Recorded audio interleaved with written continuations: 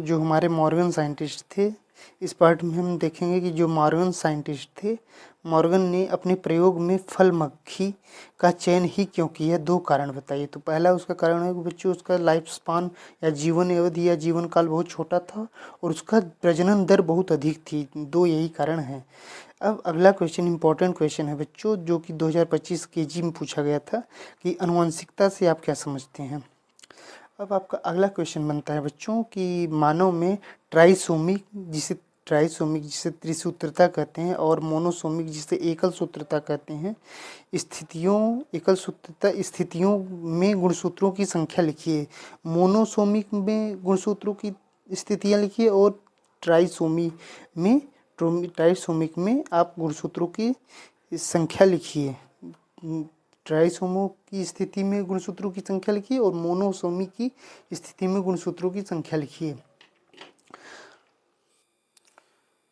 तो बच्चों अब अगला क्वेश्चन बनता है कि एक उदाहरण दीजिए जहाँ पर 2 से अधिक एलील एक ही गुण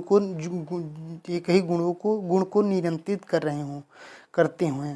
एक ऐसा उदाहरण दीजिए बच्चों जहाँ पर 1 से अधिक एलील एक ही गुण को नियंत्रित करें, तो वो उसका उदाहरण एबीओ ब्लड ग्रुप है। अब अगला आपका क्वेश्चन बनता है बच्चों, मादा मधुप में गुणसूत्रों की संख्या कितनी होती है? मादा मधुप में गुणसूत्रों की संख्या कितनी होती है? इसमें लिंग निर्धारण की प्रणाली को क्या कह सकते हैं? तो लिंग निर्धारण प्रणाली को हम कहते हैं अगुणित द्विगुणित लिंग निर्धारण और गुणसूत्रों की संख्या मादा मधुप में 32 होती है।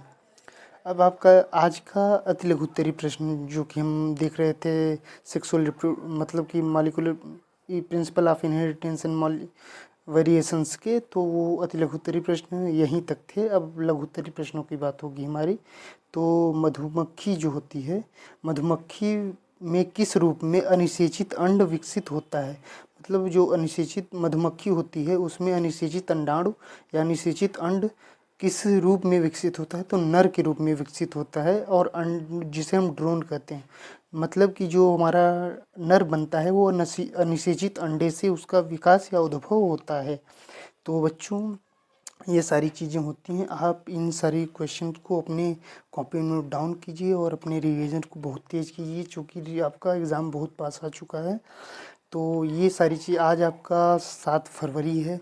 तो अब ये बहुत इंपॉर्टेंट क्वेश्चन है। चैप्टर्स हैं 3 chapter, molecular basis of inheritance, principle ये वाला मतलब वंशागति का आधार ये वाला, और विकास इवोल्यूशन, ये तीनों चैप्टर बहुत महत्वपूर्ण चैप्टर हैं।